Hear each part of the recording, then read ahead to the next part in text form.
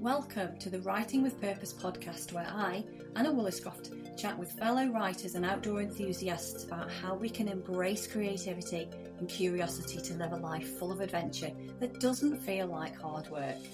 I delve into exploratory conversations about my two loves in life, writing and nature connection, as part of my mission to share the well-being benefits they both bring. It's wonderful to have you here today.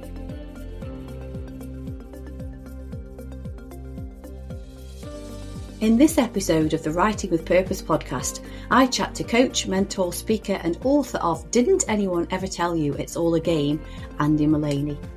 We talk about facing cancer with a positive mindset, tips and insight for the writing process and learning from life experiences.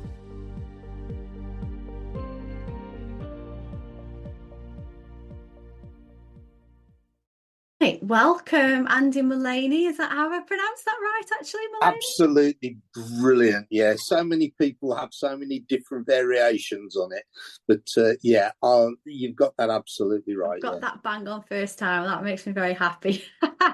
Thank you very much for coming on to the Writing with Purpose podcast. No problem at all. It's an absolute pleasure to chat to you, and for various reasons, which we'll come on to. It's sort of been it's a little bit later than anticipated, but we're here to talk about you and you being the debut author of Didn't Anyone Ever Tell You It's All a Game?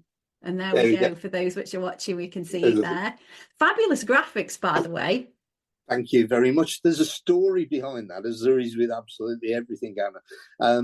The cover design was designed by Chiefy Arts. So you can find Chiefy Arts on LinkedIn. Mm-hmm. Chiefy Arts is the daughter of a friend of ours who at the time was just finishing her master's in art. And we were in the middle of lockdown. I sat down in the garden.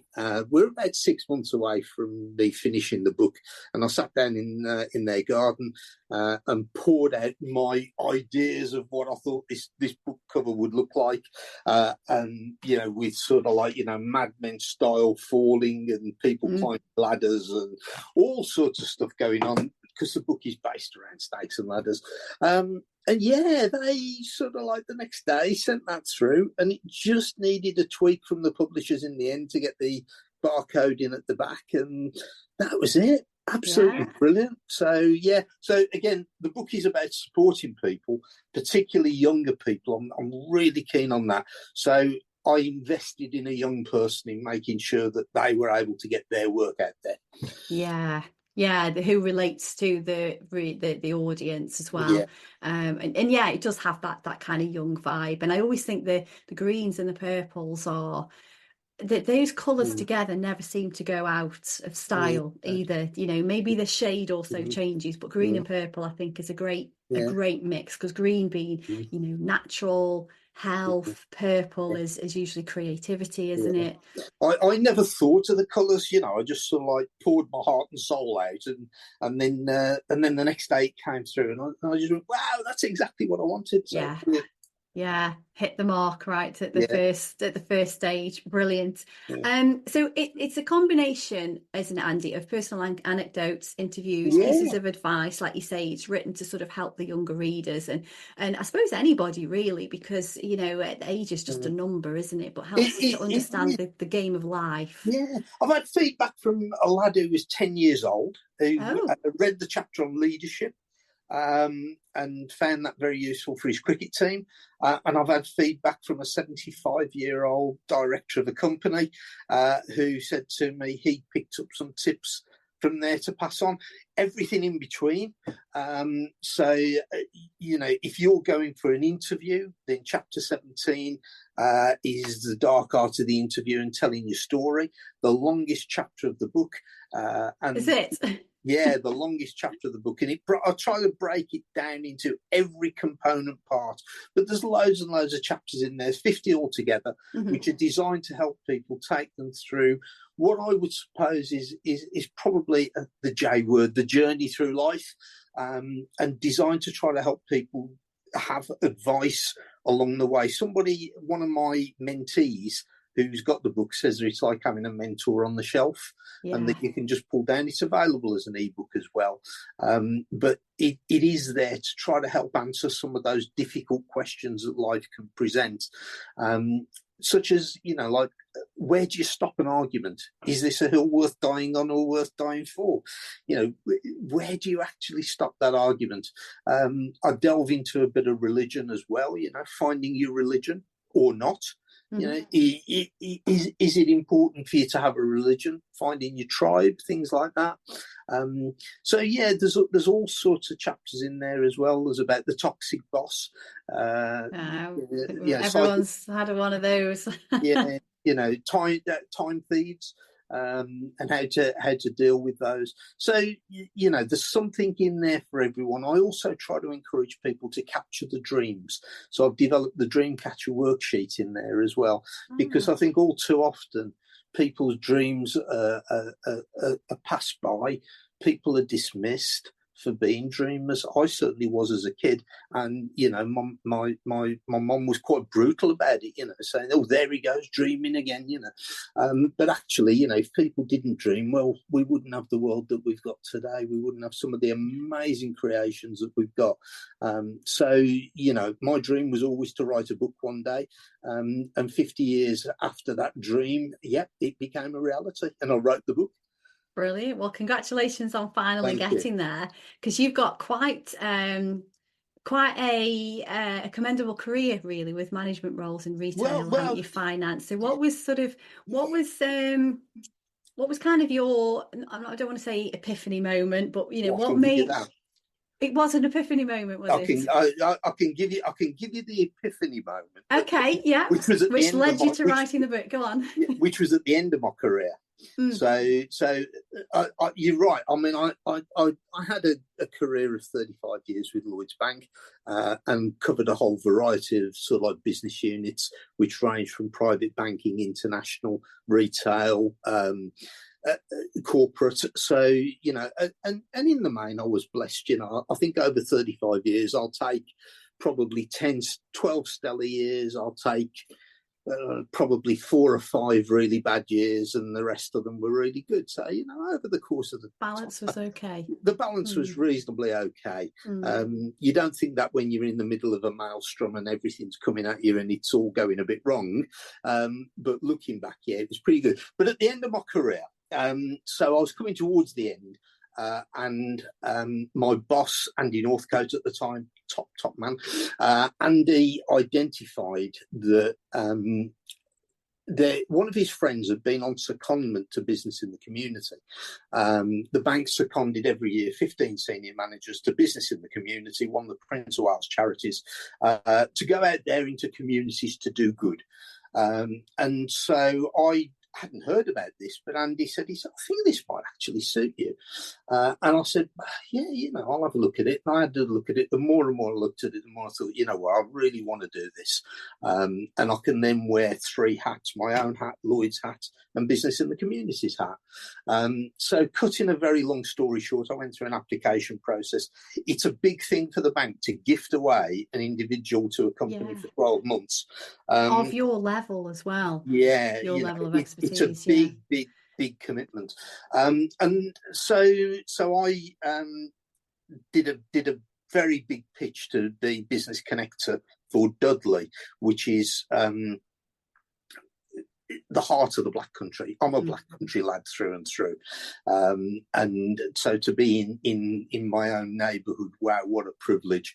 And the job of the business connector was to join the public, private, and third sectors together. So you go out into the community, you work with charities, social enterprises, you try to link them up with public bodies and with the private sector as well. So it's a lovely triangle where you're in the middle and you're just pulling lots of strings and organising things and creating good, I think.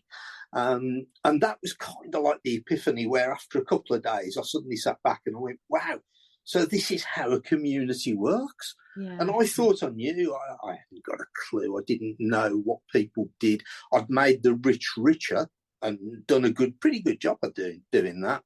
But what I'd never done was actually get deep into my own community and start to understand what volunteering really is.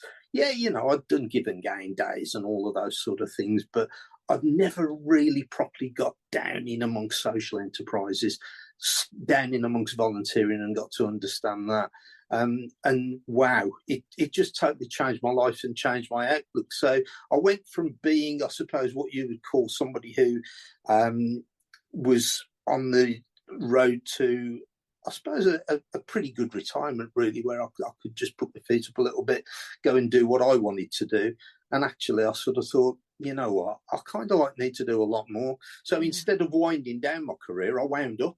Yeah, your time wasn't then. Yeah, and I just threw myself into it, heart and soul.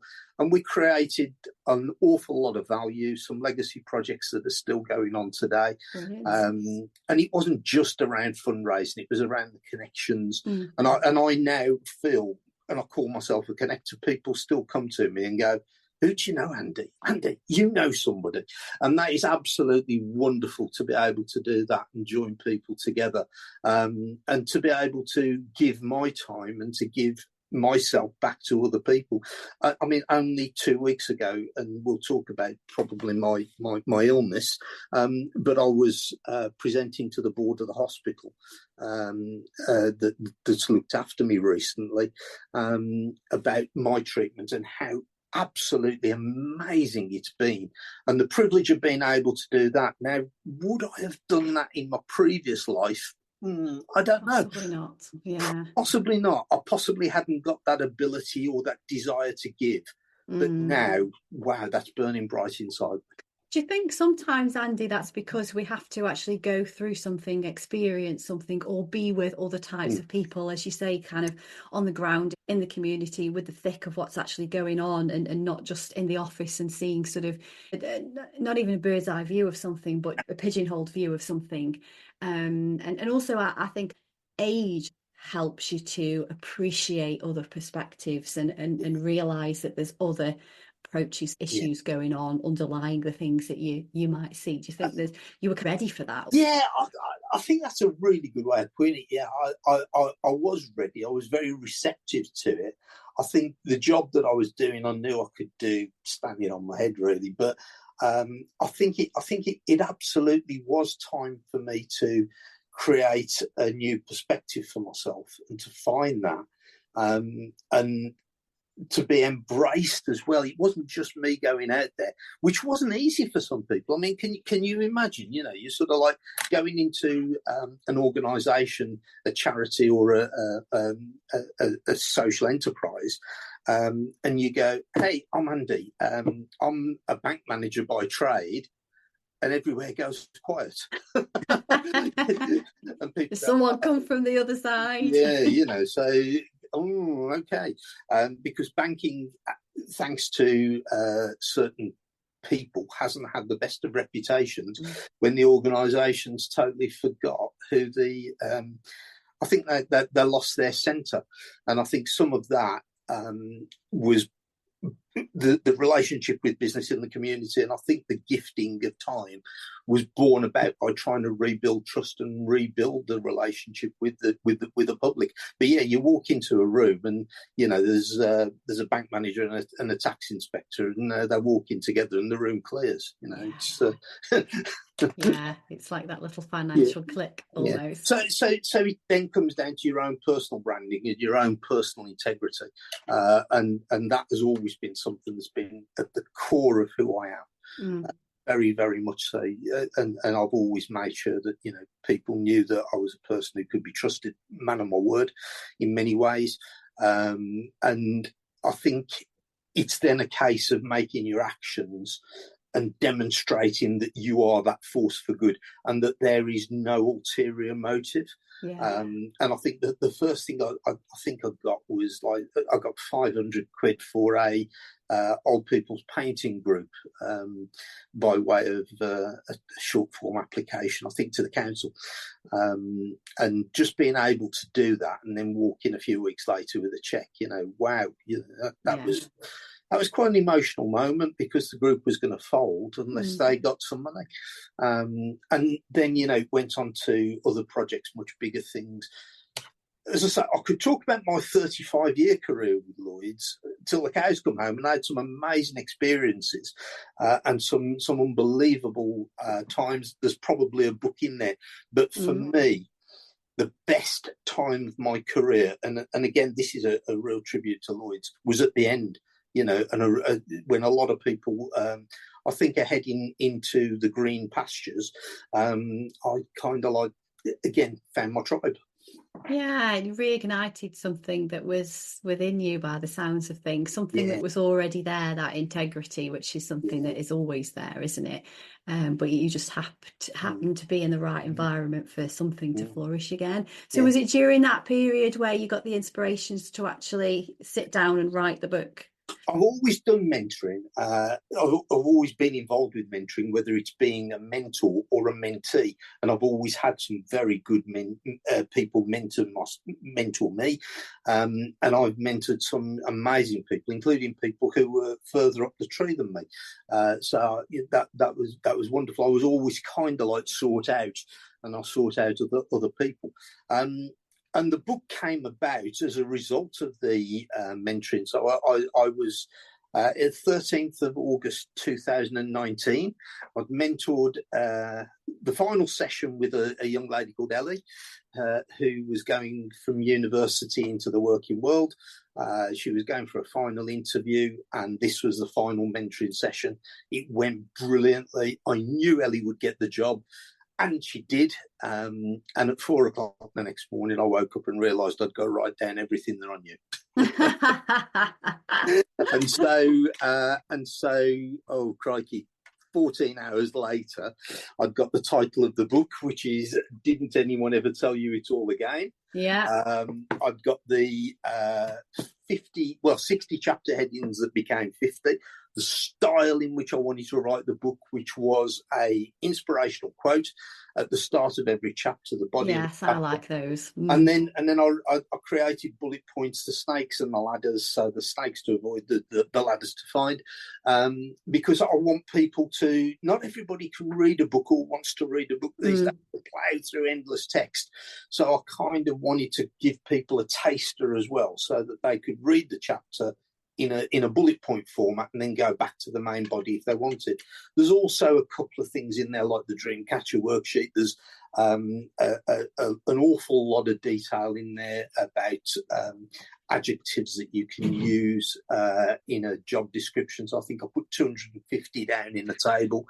So if you are looking to apply for a job or looking to create your own CV, well, there's some adjectives in there, although AI has probably overtaken that. But, kind of, I think if you're going to personalise it... It messes up the meaning sometimes, though, doesn't it? I've seen some things, and I think that's all... Yeah. You can lose things in translation. So I kind of like that. I still think it holds its own. But as I say, and so the challenge then was writing it, because within 14 hours, I'd got everything down.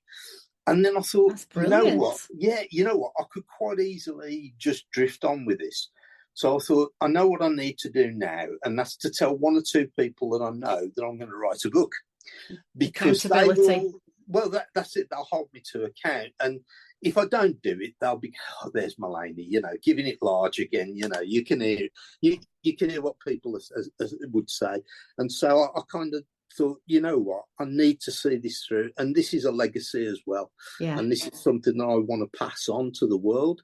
And so 16 months later to the day, 13th of December 2020, the book was finished, and then I gave my wife the whole text, printed it out, gave her a red pen, one like this, and said to her, there we go, can you just help me out, because you're very good with English. And so we ended up buying a box of red pens. And then I'd already done some research as regards who I wanted to publish the book. And so I then came across Troubadour. I was going to ask you about them. Yeah. I've got a little book, a pamphlet of theirs about self-publishing. Yeah. So I'd urge anyone who's thinking about writing to just download this, but this is the hard copy. And basically, they were just absolutely brilliant. So they've been fabulous. Yeah, that's good. I feel like I'm a client, and I used to do major on this in the bank, where I used to say I don't want customers, I want clients, because there's such a big difference. A customer will transact, and a client will just basically go with not only your advice, but they'll bring other people in with, they feel valued. Yeah, there's more care involved in communication and interaction. I know what you're saying. And they're not price driven. And so, but Troubadour has just been brilliant. So they did a couple of edits for me. I had a budget that I wanted to set aside. So they did a couple of edits, and then we ended up going to print. We did an ebook as well, and so 7 months later, the book was available, and that's it. And it's gone into reprint. I've given it a big push on LinkedIn. I've done some events. I've used it to raise money for charities as well. So we've raised over £1,300 so far. Congratulations! Well, thank you. And I kind of. I've just got an appetite to do even more now. So this financial year, I'm supporting Kaleidoscope, which is a mental health charity in the West Midlands. And then for the next 2 years, I'll support the hospital that I've been at. And I donate 50% of everything that I make from the book. So as an author, we don't make very much money from books. I make enough just probably to cover the printing costs. Yeah. But as I say, I kind of I want to use it as a vehicle to give and to give back to other people. And that's the essence of kind of where I'm at, really. Yeah, and it's a theme that you've sort of touched on with that, talking about your career and then doing the secondment and then doing this and then the mentoring, because you're I read your LinkedIn post this morning about how you'd gone to see Gladiator 2, and then you referenced the echoes, didn't you? What are your echoes and those little ripple effects? So you're creating all of these echoes now through eternity. Yeah. So what you're putting into place really with the book, and then some of the foundations that you've done with the charity and the mentorships that they are all impacting other people's lives that are then going to impact other people's lives, and this can just be perpetual, can't it? It's kind of ongoing, and because you are a volunteer ambassador now, aren't you, for Troubadour as well? So people can phone me up and have a chat with me and converse with me about whether or not writing publishing is right for them, really, and what the journey is and how they go about doing it. So I've had people who I've spoken to who have been at concept stage, so they've been at that very, very early stage, right the way through to people who wanted to publish. I had a chat with a guy a few months ago who he'd written a book, he wanted to publish it, but he only wanted 30 copies printed. And that was because he only wanted it for his family. He wanted 30 copies of his story for each member of his family. And then I've had a conversation with somebody else who said, so how many thousand copies do you think I should have printed to start with, Andrew? And so, it's just it's a case of managing expectations as well at times. But for me, it's about understanding why people want to write and then encouraging them to write, whether that then goes into publication or not. I encourage everybody to try and go into publication, because I think there's nothing better than having your name on a book on a shelf. And for me, that 7-year-old lad who went into Long Lane Library in Halesowen and always wanted to write a book and always wanted his name on a bookshelf, and 50 years later achieved it, I can't begin to tell you just what that meant to me. I've spoken to a few people, and this general consensus is that when you write a book, you write for yourself first, and then you write for you either tweak that and then write for the reader, or great, it gets published and then the reader then benefits. Absolutely. It's therapeutic and also cathartic to be able to get that out in the first place. Absolutely. And I think the kind of one of the last books that I've read was A Life in Tales by a guy called David Roberts.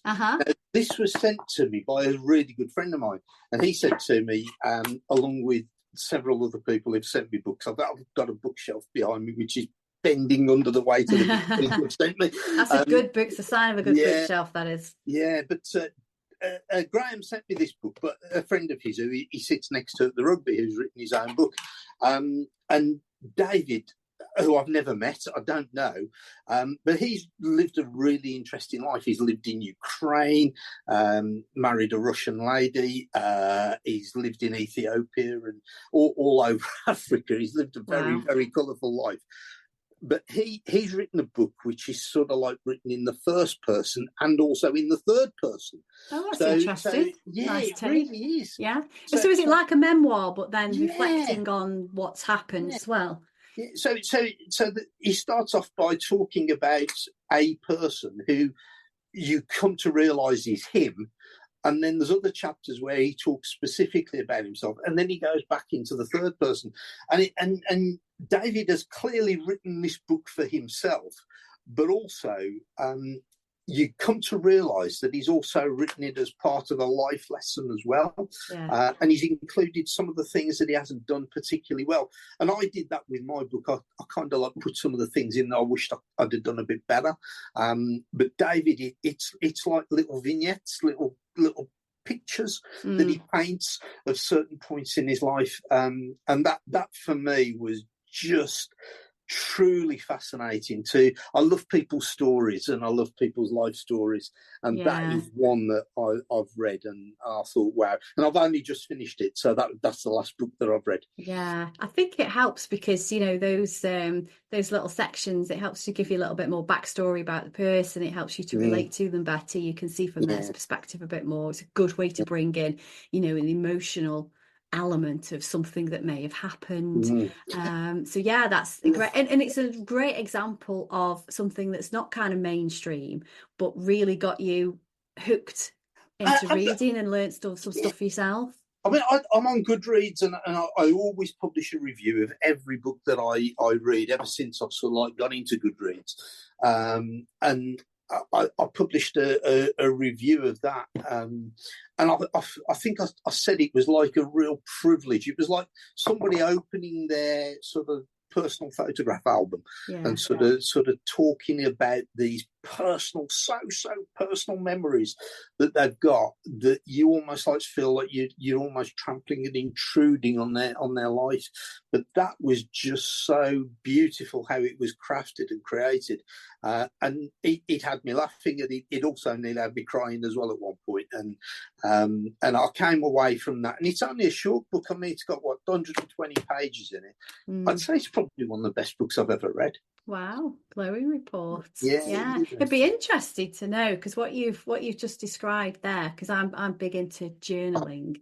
And also using journaling, which is only a recent thing since I've done the masters, is using journaling and then using those aspects of life, you know, how you think about things, how you deal with things, the behavior, and using those as a source for writing, fiction or non-fiction. So it'd be interesting to see whether he actually journaled about things first and then used a lot of those into the book, based on what you've just said about how kind of raw and you felt as though you were just, you know, opening that photo album and jumping in there.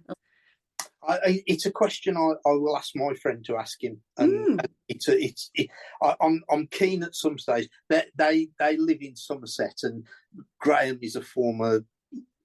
He's the guy who saved me in the bank at some stage, and that's a story for another day. But they live in Somerset. There's another book. Yeah, and there's another book there. Yeah, absolutely. Yeah. Would it be good to find out? Do you journal? Do you do anything like that? That's a great question. I think my kind of like therapeutic journaling has begun through LinkedIn, really, and I tend to do a lot through LinkedIn. So, you know, as you know, I was diagnosed with bowel cancer in 2024, in May, operated on in July, after going through diagnosis, and then going through a really, really difficult operation that the consultant said was one of the toughest ones that he's done, but amazingly came out without needing radio or chemo. So, you know, wow, you know, God has been good. I've had a very positive mindset throughout this, and the mindset has been that cancer will not own me. I've seen it own too many people, and I do believe that the mindset is so important. So part of my journaling has been very public, I suppose, in many ways, but I've used LinkedIn as a way of posting right the way through from when I came round from surgery after a few days coming round from surgery, trying to tell people that, you know, it is okay. But please look out for the symptoms. My only symptom was fatigue, and that was all I'd got. And it turned out I'd got a 3-inch tumour in my, you know, in my colon. It was just about fatigue. But what I've tried to do is I've tried again to embrace some of those things that I learned as a business connector through business in the community, and that is to be as open as you can about giving your time, your knowledge, your expertise to be a force for good. And I'm trying very, very hard to do that. So I will continue to keep posting unashamedly, but hopefully to make something of a difference. And that's the way that I kind of journal.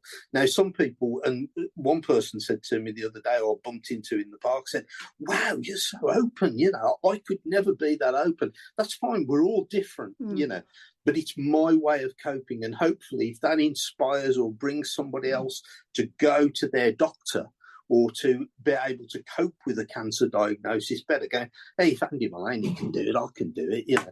Well, actually, you know, fantastic. But I want to create this wave and this force for good so that cancer is a bully, and it just bullies people. It bullies your mind. It did my mum. It's done my best friend. It's done so many people that I care and love, and I've loved, and it's taken them from us.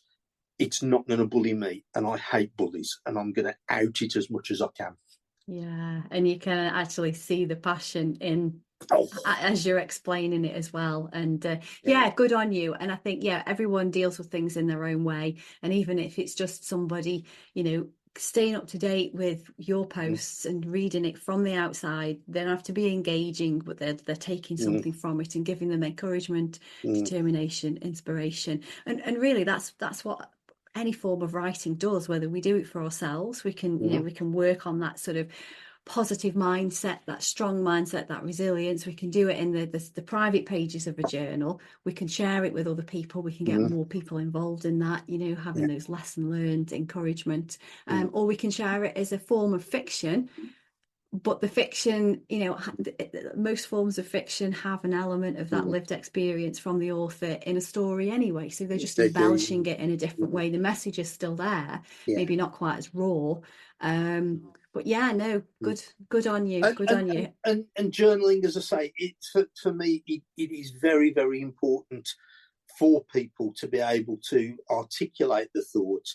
I mean, I've recently, I'm not ashamed to admit that I have to have some counselling as well to cope with being Andy, you know, as we all do. This isn't all sort of, you know, just like easy to do. But I do have a counsellor who is a mentor, really, and she encouraged me the other week to put my thoughts down in an area that I was particularly struggling with, and then to hand it over to her. And she's just kept it, and it's almost like I've let go. And that was really, really powerful, really good. Yeah, just having that release of you writing it down, it's that's a technique similar to you know, writing a letter to somebody, or your, you know, your elder self or your younger self, and then you don't have to do anything with that letter, but just the fact that you've been through the process and you've written it has been cathartic and you've gained something from it. So I did that with my dad when my dad died, and you know, I think it was a few years later, and I was still, I hadn't gone through the grieving process, and somebody said to me, you know, why don't you write him a letter? And what's the point in that? You know, I talk about it in the book. You know, what's the point in doing that? You know, he's not going to read it. But that wasn't the reason, and I kind of got it. And again, that was another 5 o'clock in the morning and 17 pages of A4. Yeah, and it's about finding what works for you, isn't it? Yeah, And you've just said there as well, another key point, 5 a.m. in the morning, or after you've had that last mentor session with yeah, Ellie, was it the yeah. student? That yeah, it all sort of flows, and that's all part of any writing process. Really, it's about finding your space, your time, Yeah. your inspiration, what keeps you in flow, and just kind of rolling with that. And that's different for a lot of other people. I heard somebody speak. And she'd had lots of different counselling for something traumatic that had happened in her life. She didn't go into details about what it was, but she said none of it worked until she met up with a friend. And this friend she was a short story writer, so 1,000 words. And she set these prompts and a task for a few people to write a short story. And this lady focused on her trauma and wrote this short story. And that was the thing that did it for her. So that was the sort of release that she needed, was just making it into a story. And she said the feedback she got from people was, "Oh, that's so, that would never happen. How did you make it sort of, Yeah. so lifelike and real?" And she's like, "Well, actually, it did happen." Yeah. But that was what worked for her. So yeah, it's about finding the route for you. It is. If you were to give people, Andy, one or two tips about something that they wanted to share, whether they wanted to write a book or share something to get things off the chest and move on, what tips would you give? Two or three top tips, It's a great question. as well as it being in the book, for sure. The first thing I'd say is literally just write, and don't be afraid of the page in front of you, because that page and that empty page or that empty screen can be quite daunting. Don't set yourself a word count limit and say, "I've got to write 3,000 words today" or something like that. You just can't suddenly switch on that tap. You have to find that sort of kind of moment when it happens. I think of that post I did this morning about Gladiator, and think about that. But you can't suddenly switch the tap on. It's very, very difficult to do that. So I would also say as well, do not edit as you go along. Yeah. Do not delete one word. If you think you're going to, delete it, copy it, paste it, stick it in another document, but please don't edit as you go along, because there's gold in there, and you'll regret it. So I think that's the other thing. Above all else, you've got to enjoy it. If you stop enjoying the process, then you're not going to create anything that's good for you. And you're also not going to be able to, I think, bring something that's going to make a difference. I'd also say as well, get some very honest feedback from some very honest people who are not just going to blow sunshine at you. I'm blessed that I had Catherine gave me, my wife, was a very honest critic. In some Box ways. of red pens, honest. And there was one chapter I'd put in there, and I thought it was hilarious. It's the funniest thing that's ever been written up until that point.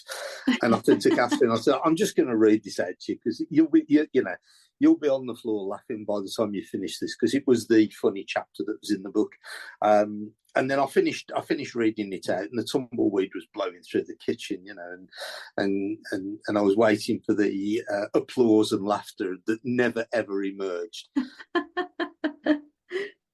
And then I did copy and paste it into another document, but then I deleted it. So that is no more then. Yeah, so be prepared to accept some criticism as well, and not everything you write is gonna hit the spot if it feels right for you. But I realised that wasn't right.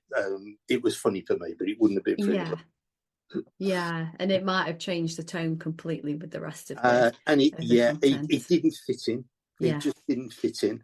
But you have to go through some pain barriers and be prepared to go through some pain barriers.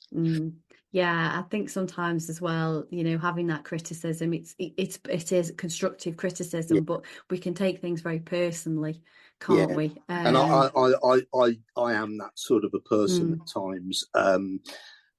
My another good friend of mine, he he read the copy before it went off, and he just made one or two observations that made me go, yeah, you know what, I could just change this around just a little bit, and make it that much more engaging. So yeah, I would also say that as well. Be prepared to get some people who are good advocates, people who believe in you, but people who you're also quite happy to accept the voice of critique from. Yeah, yeah. And as you said before, not people that are just going to make it sound all shiny. You do want that. And I think also as well, when you're writing something, you're very close to that piece. So, you might assume that a meaning has come across that hasn't. Hugging the book.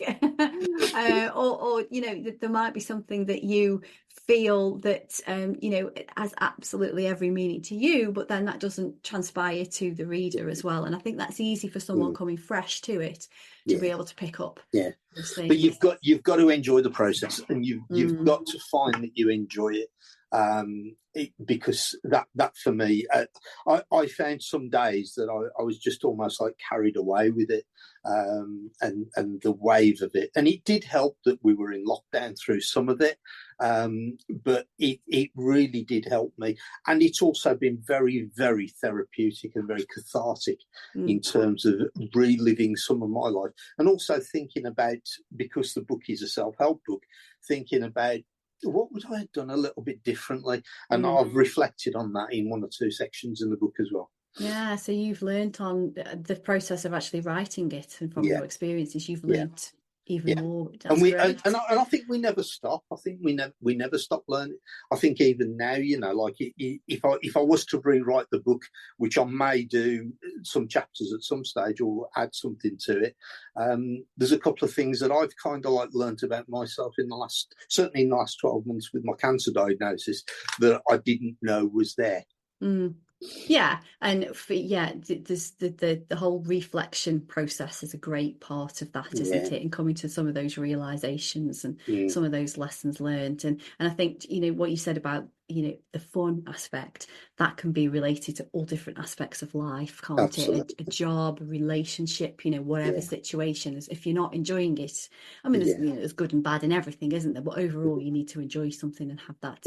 And what usually follows is the more you enjoy it, the more successful you are. Yes. And if I think about my time with business in the community, as I say, 35 years with Lloyds Bank, I've hardly talked about, and I've just got so much more to say about the 18 months I did with business in the community. Yeah. And I love that. Yeah, from what you've said, it's enriched your life a lot more than the corporate career side of things. That community and being involved in the real people is great. Yeah, I mean, I got a nomination for the Mayor's Award.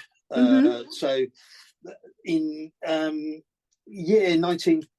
2022, I got nominated as a finalist for the Frank Foley Award for Community Spirit in the Black Country.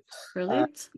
And Frank Foley is a hero of mine because he is a Stourbridge resident, and he became known as he was known for particularly getting an awful lot of Jews out of Germany prior to and during the war. So Major Frank Foley, he's got a statue in Mary Stevens Park in Stourbridge. Local hero. A local hero. So to be in that sort of like, even in that company, wow. I kind of like, I feel truly humbled. Yeah, it's an honour, isn't it? And, to realise that you've been appreciated, but then also for what and by what or by whom. Yeah. Well done. Congratulations. Well, so have you mentioned that you might go back to the book and tweak some of the chapters, rewrite some of the chapters. Have you got plans for another book? I haven't had that 4 o'clock in the morning knock on the bonds. Not there yet. It's not there yet. There's a lot of stuff that I would like to write about. There's some stuff that I just can't because of confidentiality that I was involved with that I know.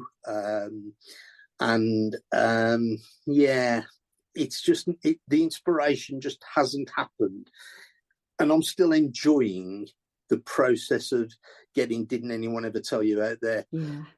It's got, I believe it's got such, it's got so much still to offer. So I'm kind of like still keen on sort of like majoring on that. But one of the chapters in the book is dare to dream and never say never. So I'll never say never. Yeah, no, great. And that's a great philosophy to live by, I think. I'm a believer that everything happens for a reason, and that you should always embrace every opportunity that comes your way. And I think that's something that I've not lived by for quite a lot of my life, and I'm trying to do now, because as we get a little bit older, we realise that times is ticking away a little bit, and enjoy things while you're able. And you've done you kind of testament to that over this last year. And when you say you haven't had that 4 a.m. wake up yet, you've had a lot going on this year, Andy. You've had to concentrate on other things. So that's it's very true. It's been but equally, I'd also say as well that there's a quote from Michael Douglas that I use sometimes on LinkedIn. Cancer didn't because he had prostate cancer. Michael Douglas, the actor, and he says, cancer didn't bring me to my knees, it brought me to my feet. And I kind of like I've lived off that, because wow, that is me. That is, I want to fight it. I want it to come up to me in person, but I want to actually fight it. You'd have a boxing match with it. Yeah, Get it in the ring. I'm not a physical fighter, but I kind of despise it that much, So yeah. Yeah, but you're absolutely right, and it's something that we can all learn from. It's 1 in 2 people, isn't it? Yeah, and what's interesting is that figure was 1 in 3 before COVID, and now somewhere along the line it's gone down to 1 in 2. I find that quite staggering. That's interesting. There are so many people now who you come across who are going through this, and that's why again I feel that sense of responsibility in the same way that I do about passing the baton on to the next generation through the book. I feel that same sense of responsibility to be able to help other people who are facing the challenge of cancer. Yeah, definitely. It is interesting statistics. And I think as well, with everything that's going on in life now, we're so much more stressed, we're so much more stretched. And, those sorts of emotional impacts on us affect us physically as well as mentally. And just the whole sort of modern way of living. We need to slow down and look after ourselves more. I think there's not only that, and I think this desire for perfection is really sort of like something I'm coming to understand even more. And I think society and social media and all sorts of pressures are coming on people to try to be so perfect. You've got perfect teeth. You've got to do this. You've got to live a certain way. Part of the joy, and I look back in terms of the joyful moments of my life, sometimes have been around what I would call the perfect imperfections. The times when things haven't exactly been brilliant, but my goodness me, it's been really, really good. And in that learning, you create your own form of perfection. Yeah, that's a nice way to look at it, because there is no such thing as perfection, really, is there? Otherwise, we would all be exactly the same, and that would be a very boring world. It would be Valley of the Dolls, and we can't go there. No. So what is next for you in 2025, Andy? It's a great question, and I've turned 60 this year. Congratulations! I turned 60 on May the 1st, 2024, and I'll be 61 May the 1st, 2025. So I kind of like am in that sort of like decade of my life where I've got to smell the roses more. And that's advice I used to give to my customers who are my clients who were heading into retirement. And I used to say to them, please smell the roses. And it's just so important to not miss those little moments that mean so much. It could mean a walk in the countryside. It could mean going and visiting friends. It could mean almost anything. Going for a cup of coffee, as I'm about to do soon with Mrs. Mullaney. But that moment is just so special. I'm going to be doing a little bit more mentoring. I'm working with a couple of guys, Dave Rogers and Mark Village. We've got a brand that I kind of like. Again, this was a 4 o'clock in the morning moment. And they are still coming then. Yeah. You know that by the emails that I sent to Dave and to Mark. And I said, look, we're authors. We've all been in business for 100 years.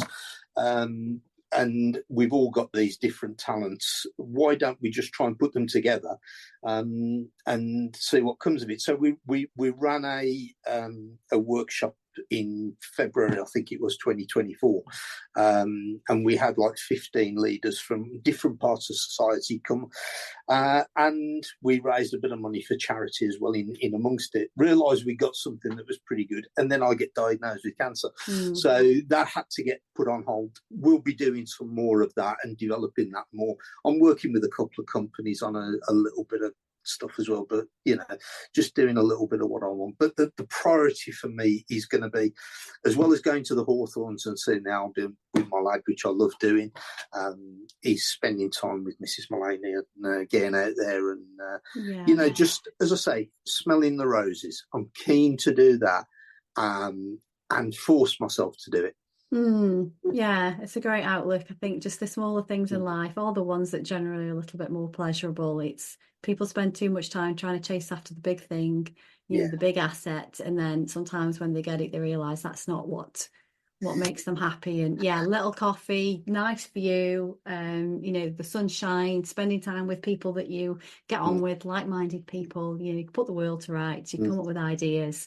Perfect. I look back on some of my, most wealthy clients that I used to look after, and I used to look after some which included household names, clients, people who, many of them were very unhappy because the wealth hadn't made them, it hadn't created the life for them that they wanted. It actually brought them more pressure and more problems. Yeah.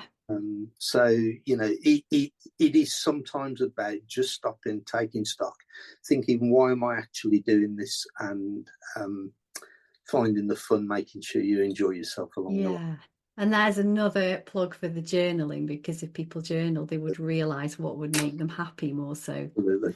Absolutely. Yeah. So how, if people want to get in touch with you, Andy, if they want to learn more about your little trilogy that you got set up with the guys, mentoring, guest speakers, your book, what's the best way for people to reach you? Best way to get hold of me through LinkedIn, Andy Mullaney. There aren't many of us, in the words of the song, there's only one Andy Mullaney. There are more on LinkedIn, but there is only one of me. So there's Andy Mullaney. You can get hold of me at a.mullaney@sky.com. Goodreads, through the publisher. I did have a website that's now closing down because, to be quite honest, most people reach out to me through LinkedIn. Yeah. Perfect. Well, we'll include those details in the show notes, links to the profile, the book. I've got something up here which I think is actually it is an old event, but the Ignite, Lead, Transform, which is for yourself, Mark Village and Dave Rogers. So there's more of that to come in 2025. That's something that we are very, very keen to develop. We're doing some work with, in fairness to Mark and Dave, I can't say we because I've been totally out the game, but they've been beavering away in the background just to keep the wheels moving a little bit, so that it's good to go for me when I come back. Excellent. Well, it sounds as though 2025 is going to be a good year for you. 2024 was a bit up and down, but you kept the right positive attitude, which is great to see. So thank you very much for being a guest. It's been an absolute pleasure to finally get to talk to you. Thank you, Anna. It's been wonderful, and thank you for being such a generous host and such a great conversation. We will do this again. You're very welcome. I've enjoyed it very much.